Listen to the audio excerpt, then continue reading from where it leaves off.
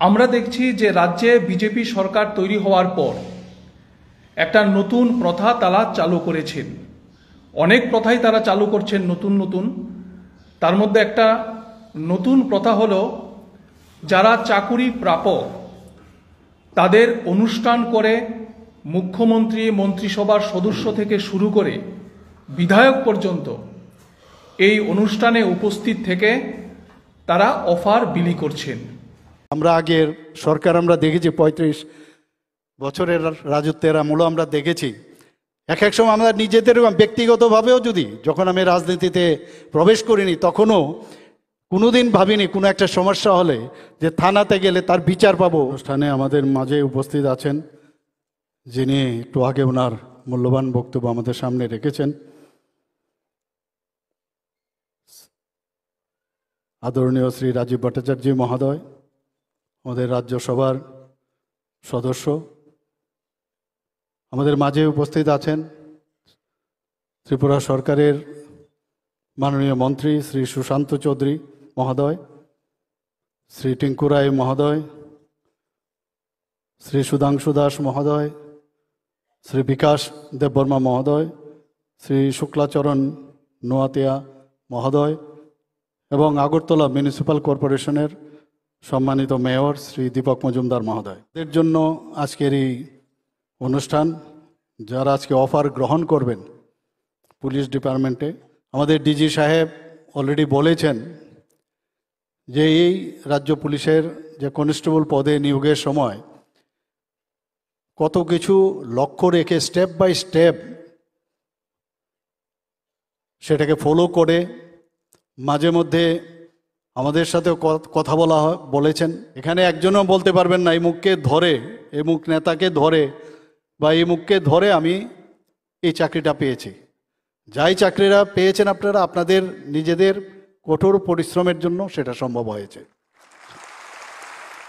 যে প্রকৃতপক্ষে এই রাজ্যের যে যুবক যুবতীদের যে কর্মসংস্থানের যে সুযোগ, তারা কিন্তু আগামী দিন বুঝতে পারবে যদি আমার প্রতিভা থাকে, আমি যদি পরিশ্রম করি, এই সরকারের যতদিন থাকবে, এই সরকার যেহেতু আছে সেখানে যোগ্যতার মাপকাঠি নির্ধারণ করার যা যা পদ্ধতি দরকার এই সরকার করবে।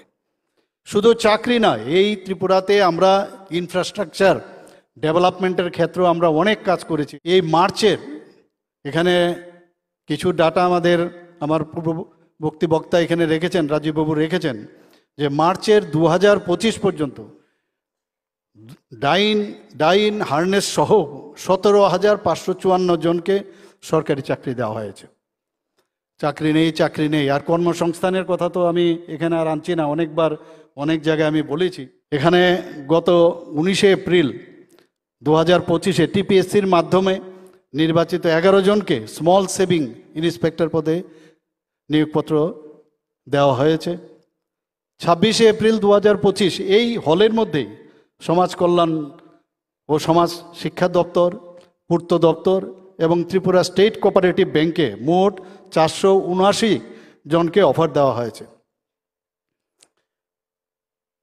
30 এপ্রিল 2025 এখানে 228 জন শিক্ষকের নিয়োগপত্র দেওয়া হয়েছে। আপনারা শুনে খুব খুশি হবেন যে শুধুমাত্র 2025 সালে 5/2/25 থেকে আজকের এই 13 তারিখ পর্যন্ত 2025 পর্যন্ত 4,499 জন সরকারি চাকরির নিয়োগপত্র পেয়েছেন। আমাদের মাননীয় ডিজিপি সাহেব বলেছেন যে কিছুদিনের মধ্যে আমরা 218 জনকে সাব ইন্সপেক্টর আমরা সেখানে নিয়োগ করতে যাচ্ছি। এবং অনেক দিন ধরে আরেকটা যখনই আমি দেখলাম, যখনই একটা করে আমরা অফার নিয়োগ করি, তারপরেই দেখা যায় সোশ্যাল মিডিয়াতে শুরু হয় আরেকটা ডিপার্টমেন্টের যে বা আরেকজন যে আমাদের কি হলো। তো আমরা দিচ্ছি, আমরা তো কাউকে ঠেলে সরিয়ে দিতে চাই না। তো এই স্পেশাল এক্সিকিউটিভকে যারা, প্লিজ আপনারা লেখার প্রয়োজন নেই, সোশ্যাল মিডিয়াতে আসার দরকার নাই। এই সরকার রাস্তার মধ্যে প্রসেশন করার জন্য এই সরকার নয় যে আপনারা প্রসেশন করবেন তবেই আপনাদের চাকরি পাবে। ঠিক সময়ে, সঠিক সময়ে এই 6,066 আমাদের যে স্পেশাল এক্সিকিউটিভ সেটাও আমরা তালিকাভুক্তের, তার রেজাল্ট আমরা প্রকাশ করব এবং তাদেরকেও আমরা চাকরি দেওয়ার ব্যবস্থা করব। আমাদের কাছে আইনের শাসন খুব ইম্পর্টেন্ট এবং আইনের শাসন আমাদের প্রতিষ্ঠিত করতে গেলে পুলিশকে শক্তিশালী অবশ্যই আমাদের করতে হবে। এবং অনেক সময় বলে যে পুলিশের কাজে বাধা দেয়, পুলিশের কাজে বাধা দেয়। আমরা আগের সরকার আমরা দেখেছি 35 বছরের রাজত্বের আমলও আমরা দেখেছি। এক এক সময় আমরা নিজেদের ব্যক্তিগতভাবেও যদি, যখন আমি রাজনীতিতে প্রবেশ করিনি তখনও কোনোদিন ভাবিনি কোনো একটা সমস্যা হলে যে থানাতে গেলে তার বিচার পাবো। এটা I am one of the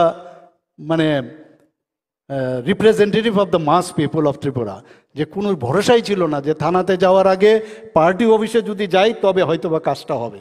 আমরা এগুলো দেখেছি এবং এগুলো দেখাতে wise man always learns from other mistake. আমরা এদের থেকে শিখেছি যে না, আমরা কোনো জায়গার মধ্যে আমরা হস্তক্ষেপ করব না এবং সেইভাবে পুলিশকে পূর্ণ স্বাধীনতা দেওয়া হয়েছে। আমি দেখেছি বিরোধী দলের যারা আছেন মাঝে মাঝে লম্ফজম্প করেন, এটা মানুষকে বিভ্রান্তি করার চেষ্টা করেন। অনেক সময় বিধানসভার মধ্যে বলছেন যে কোথাও কোনো ফল্ট খুঁজে পাওয়ার পজিটিভ যে চিন্তাভাবনা তাদের মধ্যে কিছুই থাকে না, যে এগুলো নিয়ে কি করে, এটা নিয়ে কি আবার দিয়ে দেয়, এই ধরনের একটা সন্দেহ প্রকাশ করে এবং মানুষকেও বিভ্রান্তি করার চেষ্টা করে। বারবার বিভিন্ন ছোটোখাটো বিষয় দাঁড়িয়ে অনেক সময় হইচই করা হয়, যেখানে গণতন্ত্র নাই, গণতন্ত্র নাই। আমি ওনাদেরকে বলবো আপনারা একবার নিজেদের পৃষ্ঠাগুলো পেছনের দিকে খুঁজে বের করুন, নিউজ পেপারের কাটিংগুলো দেখুন, আপনারা বিভিন্ন ভিডিও কাটিংগুলো দেখুন, কি ছিল ত্রিপুরা, আজকে মানুষের আস্থা এসছে। সোশ্যাল মিডিয়া আজকাল তো এমন একটা অবস্থা হয়েছে, সোশ্যাল মিডিয়ায় যা খুশি তাই লেখা যায়, কিন্তু এখন সোশ্যাল মিডিয়ার উপর প্রচণ্ড নজরদারি আছে এবং একটা লিমিটেশন আছে। যদি দেখা যায় বেশি বারবারন্ত, কয়েকটা উদাহরণ আমি নাই বললাম, কাউকে কিন্তু আর ছাড়া হবে না এবং ঠিক এই গারদে ভরা হবে এবং আগামী দিন এর থেকে তারা যেন দূরে থাকে সেই আহ্বান আজকে আমি রাখতে চাই। মানুষের যারা ত্রিপুরার মানুষের এখন এতদিনের যে 35 বছর এবং 5 বছরের রাজত্ব আমরা দেখেছি যে এই যে আপনার এই যে আজকের যে অফার দেওয়া হচ্ছে, অফারগুলো আমি নিজে দেখেছি, নিজে আমি দায়িত্বর সাথে বলতে পারি। বিভিন্ন সময়ে অনেক এমএলএদের বাড়ির থেকে বিতরণ হতো, পার্টি অফিস থেকে বিতরণ হতো। আর যেটা রাজীববাবু বলেছেন যে আমাদের সেই সৎসাহস আছে, এর জন্য আমরা এখানে দাঁড়িয়ে আমরা সেই অফার বিতরণ করতে পারছি এবং সেটা করব। আপনারা যা করেছেন আমরা সেটা করব না এবং আমরা যেটা করব সেটা হয়তো বা আগামী দিনে আপনাদের সেটা শিক্ষা আপনার নেওয়া উচিত। আমরা এই পদ্ধতির সম্পূর্ণ বিরোধিতা করছি, কারণ আমরা মনে করি এটা করা হচ্ছে রাজনৈতিক স্বার্থে এবং প্রশাসনের মধ্যে দলতন্ত্র কায়েম করার জন্য পরিকল্পিতভাবে এই জিনিস করা হচ্ছে এবং একটা মেসেজ দেওয়ার চেষ্টা হচ্ছে যে আগামী দিনে চাকরি পাওয়ার পর তোমাকে দলের অনুগত সৈনিক হিসাবেই কাজ করতে হবে। এই কারণে আমরা সরকারের এই যে প্রথা বা পদ্ধতি তার বিরোধিতা আমরা করছি। প্রথমত যেটা বলতে চাই যে প্রথমে 10 বছর, তারপরে 25 বছর, 2 পর্যায়ে মোট 35 বছর আমাদের রাজ্যে সরকার চালিয়েছে বামপন্থীরা এবং এই 35 বছরের বাম শাসনে আমরা জানি যে হাজার হাজার ছেলেমেয়ের সরকারি চাকরি হয়েছে। কোথাও একটি উদাহরণ কেউ দেখাতে পারবে না যে মুখ্যমন্ত্রী, মন্ত্রিসভার কোনো সদস্য কিংবা বিধায়ক উপস্থিত থেকে সরকারি অনুষ্ঠান করে চাকরির অফার বিলি করা হচ্ছে। যদি 35 বছর ধরে বামফ্রন্ট এটা করত তাহলে প্রতিদিন একটা করে অনুষ্ঠান আগরতলার আস্তাবল ময়দানে করতে হতো, কারণ পরিসংখ্যান হচ্ছে রাজ্যে বামফ্রন্ট সরকার থাকার সময় প্রতিদিন গড়ে 11 জন করে বেকার ছেলেমেয়ের কর্মসংস্থানের ব্যবস্থা হতো। কিন্তু আজকে আমরা দেখলাম যে রাজ্যে বিজেপি সরকার তৈরি হওয়ার পর শুধুমাত্র প্রচারের জন্য, শুধুমাত্র বিজ্ঞাপনের জন্য এই জিনিস করা হচ্ছে এবং সরকার এতটাই প্রচারপ্রিয়, পাড়ার সামাজিক অনুষ্ঠান থেকে শুরু করে, উৎসব থেকে শুরু করে এখন চাকরির অফার পর্যন্ত অনুষ্ঠান করে এগুলি বিলি করা হচ্ছে। আমরা জানি যে মন্ত্রীরা কেউ সরকারি চাকরি করেন না, আবার তারাই বিভিন্ন দপ্তরের চাকরির অফার বিলি করছেন। মন্ত্রিসভার কাজ কি? মন্ত্রিসভার কাজ হচ্ছে নিয়োগ নীতি ঠিক করা, শূন্যপদ পূরণ করা হবে কিনা, কিংবা নতুন কোনো পদ তৈরি করা হবে কিনা, এই পর্যায় পর্যন্ত হচ্ছে মন্ত্রিসভা কিংবা ক্যাবিনেটের কাজ। তার পরবর্তী সময়ে চাকরি নেওয়ার জন্য যে প্রতিযোগিতামূলক পরীক্ষাগুলো হয়, এগুলি কারা নেন? আমাদের রাজ্যের বিভিন্ন যে সংস্থাগুলো আছে, যেমন ধরুন টিআরবিটি বা টিপিএসসির মাধ্যমে এই পরীক্ষাগুলো নেওয়া হয়। একজন চাকরি প্রত্যাশী যুবক সে এই পরীক্ষায় উত্তীর্ণ হয়ে তার যোগ্যতার পরিচয় দিয়ে সে চাকরি পান, কিন্তু এমনভাবে সরকারি অনুষ্ঠান করে চাকরিগুলি প্রদান করা হচ্ছে, মনে হবে যেন যে তাদের প্রতি অনুকম্পা করা হচ্ছে, দয়া দাক্ষিণ্য দেখানো হচ্ছে এবং বিষয়টাকে দাতা এবং গ্রহীতার পর্যায়ে নিয়ে যাওয়া হয়েছে। আমরা সম্পূর্ণভাবে ডিওয়াইএফআই এবং টিওয়াইএফ তার বিরোধিতা করছি। মুখ্যমন্ত্রী থেকে শুরু করে মন্ত্রিসভার সদস্যরা প্রায়শই বলেন যে আমরা স্বচ্ছতার সাথে নিয়োগ করছি, আমাদের বেকার ছেলে মেয়েদের চাকরির জন্য নেতা মন্ত্রীদের বাড়িতে যেতে হয় না। আবার তারাই যখন অফার বিলি করছেন, একেবারে প্রচারের আলুতে থেকে বিধায়ক স্তর পর্যন্ত নেমে এসেছে এই অফার বিলি করার যে কাজ, এই কাজটি করার জন্য। আমরা আশঙ্কা প্রকাশ করছি আগামী দিনে হয়তোবা আমাদের দেখতে হবে, এই রাজ্যের মানুষকে দেখতে হবে যে চাকরির অফার বিলি করছেন গ্রামের প্রধান, পঞ্চায়েত সমিতির চেয়ারম্যান কিংবা মণ্ডলের যারা কার্যকর্তা, তারা পর্যন্ত অফার বিলি করছেন।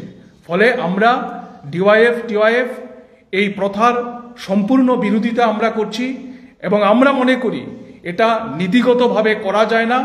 সরকার এই রাস্তা থেকে সরে আসুক এবং যারা চাকরি প্রাপক, যারা অফার পেলেন, তাদেরকে যেন দলদাসে পরিণত করা না হয়। এবং সবচেয়ে আমরা অবাক হলাম, এই যে গত পরশুদিন পুলিশের কনস্টেবল পদে অফার দেওয়া হলো।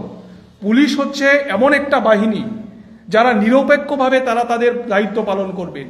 এখানে যখন নেতা মন্ত্রীদের উপস্থিতিতে অফার বিলি করা হচ্ছে, স্বাভাবিকভাবেই তাদের উপর একটা চাপ থাকে যে আমাকে সরকারের অনুগত হিসাবেই কাজ করতে হবে। পুলিশ মানে কারো অনুগত না, পুলিশ মানে হচ্ছে আমাদের দেশের সংবিধানের অনুগত সৈনিক এবং আমাদের দেশের আইনের শাসন তৈরি করা, আমাদের রাজ্যে আইনের শাসন প্রতিষ্ঠিত করার জন্য পুলিশ তার ভূমিকা পালন করবে। সেখানে পর্যন্ত আমরা দেখলাম যে অনুষ্ঠান করে নেতা মন্ত্রীদের উপস্থিতিতে অফার বিলি করা হচ্ছে। আমরা এই প্রথা যেন আগামী দিনে রাজ্য সরকার এই প্রথা থেকে সরে আসেন এবং আগে যেই রকমভাবে বামফ্রন্ট সরকার থাকার সময় এই ডাকঘরের মাধ্যমে, পোস্ট অফিসের মাধ্যমে হলুদ খাম যারা চাকরি প্রাপক তাদের কাছে অফার পৌঁছে দিত, এই পদ্ধতিতেই যেন অফার পৌঁছে দেওয়া হয়। এই প্রথা সরকারকে মানতে হবে এবং আমরা এই বিষয়টি আপনাদের মাধ্যমে সমস্ত জনগণের কাছে এই বিষয়টি আমরা নিয়ে যেতে চাই এবং যারা চাকরি পেয়েছেন তাদেরকেও আমরা ধন্যবাদ জানাতে চাই যে তাদের যোগ্যতার পরিচয় দিয়ে তারা চাকরিগুলি পেয়েছেন।